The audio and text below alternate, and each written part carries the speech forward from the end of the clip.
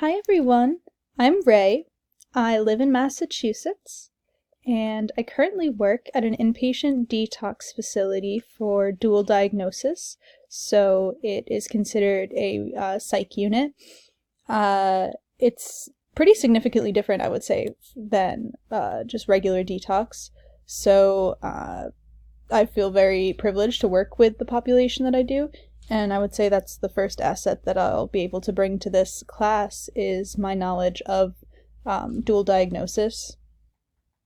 Another asset that I feel that I have is my knowledge of substance use and substance misuse. Obviously, I work with it every day, so I've seen a lot of different cases, a lot of different substances, a lot of different reactions to substance use and misuse, so I find that to be an asset.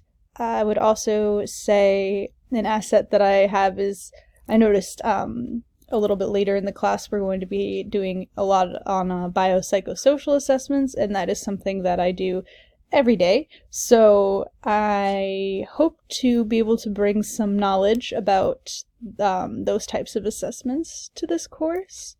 I look forward to meeting you all. And if you have any questions about substance use or misuse, I could definitely help you out. Thank you.